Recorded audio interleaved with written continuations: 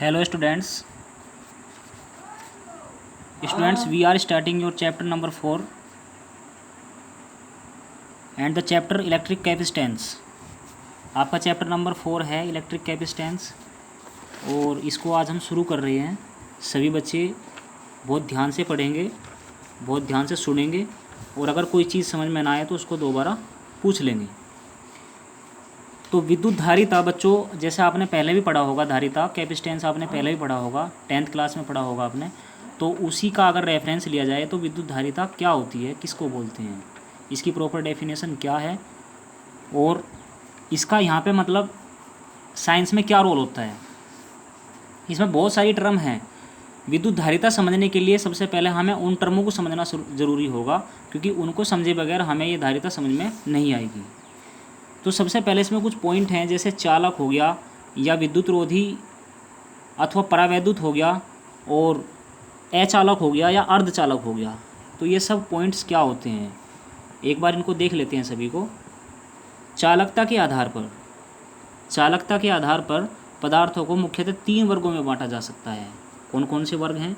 सबसे पहला है चालक, उसके बाद है विद्युत रोधी अथवा अचालक अथवा परावैद्युत। इसके 3 नाम हैं, विद्युत रोधी भी इसी का ही नाम है, अचालक भी इसी को ही बोलते हैं और परावैद्युत भी इसी को ही बोलते हैं।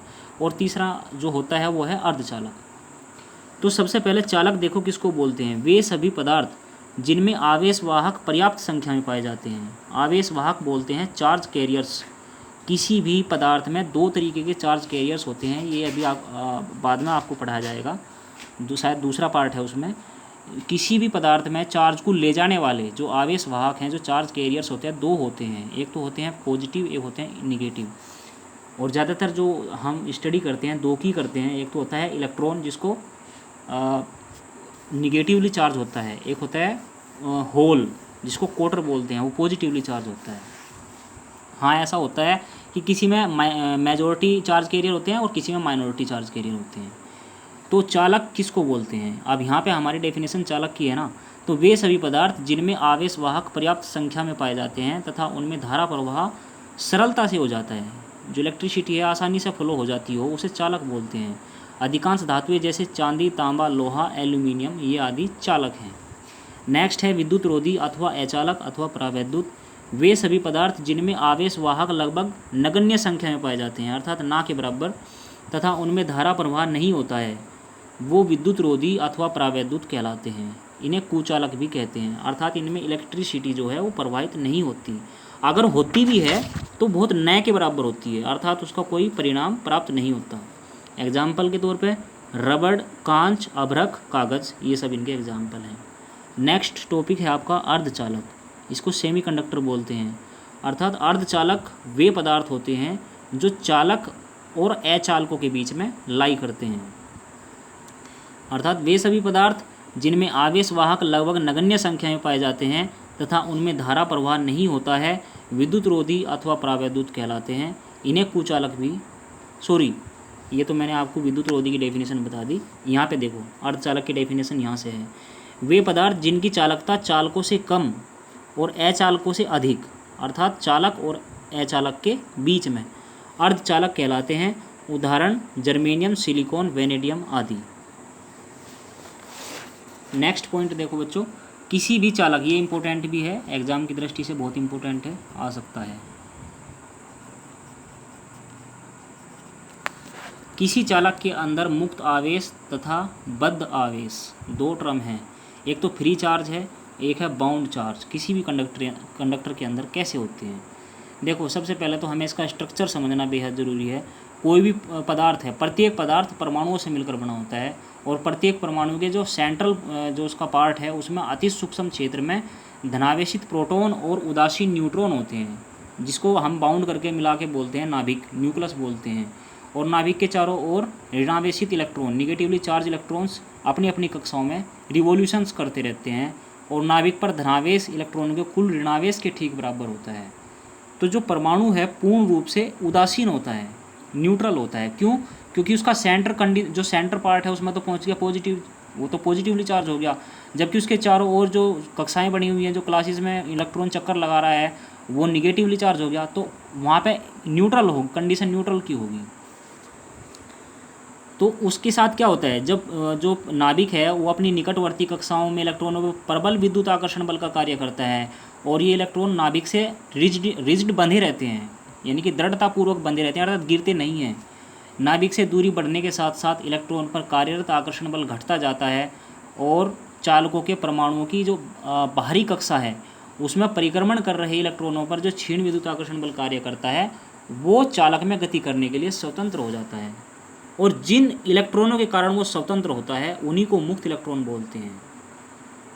और ये मुक्त इलेक्ट्रॉन चालक में मुक्त आवेश की भांति कार्य करते हैं, फ्रीली चार्ज की भांति कार्य करते हैं।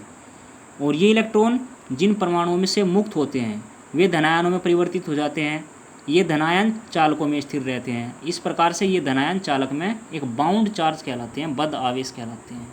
तो इसी को बोलते हैं बद्ध आवेश, और इसी की जो पॉइंटेड डेफिनेशन बनेगी वो मुक्त आवेश की बनेगी, अर्थात मुक्त आवेश के कारण ही बद्ध आवेश बनते हैं। नेक्स्ट पॉइंट है परावैद्युत के प्रकार।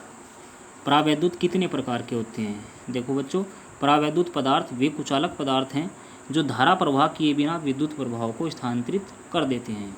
परावैद्युत दो प्रकार के होते हैं, एक तो अध्रुवीय परावैद्युत जो ध्रुवित नहीं होते, और एक है ध्रुवित परावैद्युत अर्थात जो जिनमें ध्रुवण की घटना पाई जाती हो। तो अध्रुवीय परावैद्युत देखते हैं सबसे पहले। अध्रुवीय परावैद्युत वे पदार्थ हैं जिनके अणुओं में धनावेश तथा ऋणावेश के केंद्र समपाती होते हैं, कॉन्सिडेंट होते हैं, अर्थात इनके अणुओं में कोई परिणामी एवं स्थायी द्विध्रुव आघूर्ण नहीं होता। इसका एग्जाम्पल है nitrogen, oxygen, hydrogen, carbon dioxide और कार्बन टेट्रा क्लोराइड। ये सभी के सभी अध्रुवीय परावैद्युत हैं। ध्रुवीय परावैद्युत वे पदार्थ होते हैं जिनके अणुओं में धनावेश तथा ऋणावेश के केंद्र समपाती नहीं होते, जबकि पहले वाले में समपाती होते थे लेकिन इसमें समपाती नहीं होते, अर्थात इनके अणुओं में परिणामी एवं स्थायी द्विध्रुवाघूर्ण होता है। इसका एग्जाम्पल हाइड्रोजन क्लोराइड है, HCl, H2 और जल है, और अमोनिया है, हाइड्रोजन ब्रोमाइड है, और कार्बन मोनोऑक्साइड है। ये सभी के सभी जो हैं ध्रुवीय परावैद्युत हैं। अब जो कोई भी चालक होगा तो किसी भी चालक में जो आवेश की मात्रा होगी वो लाई करती है उसके अंदर जो मेजर कैरियर्स हैं, जो माइनॉरिटी और जो मेजॉरिटी कैरियर्स हैं वो कितने वेग से गति कर रहे हैं, उसके अंदर कितने वेग से जा रहे हैं और किस पे कितना चार्ज है, तो वो सब उस पर डिपेंड करता है। नेक्स्ट पॉइंट है विद्युत ध्रुवण। एक 2 नंबर का क्वेश्चन पूछा जा सकता है आपसे कि विद्युत ध्रुवण किसको बोलते हैं, तो इसमें ये हेडिंग पे निशान लगा लो, इम्पोर्टेंट है। परावैद्युत पदार्थों का विद्युत ध्रुवण। तो बाह्य विद्युत क्षेत्र में, एक्सटर्नल इलेक्ट्रिक फील्ड में, परावैद्युत पदार्थों में धनावेशों तथा ऋणावेशों के आपेक्षिक विस्थापन होने की घटना हो, जो धनावेश की जगह ऋणावेश आ रहे हैं और ऋणावेश की जगह धनावेश जा रहे हैं, ट्रांसफॉर्मेशन हो रहा है, तो इस घटना को ही विद्युत ध्रुवण कहलाते हैं। इसको विद्युत ध्रुवण बोलते हैं या कहते हैं, एक ही बात है। ध्रुवीय परावैद्युत के लिए ध्रुवीय परावैद्युत पदार्थों का प्रत्येक अणु जो है एक सूक्ष्म विद्युत द्विध्रुव होता है, अपने आप में एक डिपोल की तरीके से काम कर रहा है जिसका अपना विद्युत द्विध्रुव आघूर्ण होता है।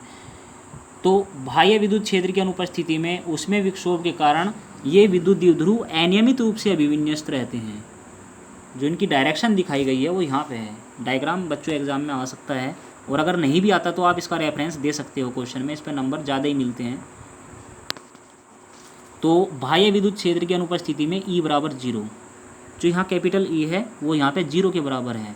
तो यहाँ पे इस तरीके से ध्रुवीय परावैद्युत के लिए ये डायग्राम दिखाया गया है। और जब बाह्य विद्युत क्षेत्र में E जो है वो बराबर नहीं है 0 के, तो कंडीशन यहाँ पे ये दिखाई गई है। दोनों कंडीशंस इंपॉर्टेंट है, आप अपनी बुक में भी पढ़ सकते हो, और जो मैं आपको पढ़ा रहा हूँ आप इस वीडियो को पॉज करके देख भी सकते हो। ये तो दोनों कंडीशंस हैं बच्चों ध्रुवीय परावैद्युत के लिए। अब एक कंडीशन और आती है अध्रुवीय परावैद्युत के लिए, जो बाह्य क्षेत्र की अनुपस्थिति में इन पदार्थों के अणुओं में जो धनावेश और ऋणावेश का केंद्र परस्पर संपाती होता है। वो कंडीशन वो थी कि जिसमें नहीं होता था, लेकिन ये कंडीशन ये है कि जिसमें संपाती होता है। अतः प्रत्येक अणु का विद्युत द्विध्रुव आघूर्ण 0 रहता है। तो इसके डायग्राम भी यहाँ पे दिखाए गए हैं। वो कंडीशन जो थी डंबलाकार थी, ये कंडीशन जो है सर्कुलर है, और ये दूसरी कंडीशन डंबलाकार दे दी यहाँ पे। वो ओवल शेप में थी, सॉरी ये ओवल शेप में थी, ये डंबलाकार है और ये सर्कुलर है। तो बाह्य विद्युत क्षेत्र की अनुपस्थिति में जब E बराबर 0 है तो कंडीशन ये आपको ध्यान रखनी पड़ेगी। और जब ई बराबर 0 नहीं है तो कंडीशन ये, किस में, अध्रुवी परावैद्युत के लिए। इसमें एक फॉर्मूला है बच्चों, इस पे निशान लगाओ, इम्पोर्टेंट फॉर्मूला है। बाह्य विद्युत क्षेत्र में रखे किसी परावैद्युत पदार्थ के प्रति एकांक आयतन में उत्पन्न द्विध्रुव आघूर्ण को ध्रुवण सदिश वेक्टर P कहते हैं। आपसे ये भी पूछा जा सकता है कि ध्रुवण सदिश को किसे कहते हैं और किससे रिप्रेजेंट करते हैं, तो आपकी डेफिनेशन भी होगी और यहाँ पे इसका रिप्रेजेंटेशन भी हो गया। और इसके परिमाण को परावैद्युत ध्रुवण कहते हैं।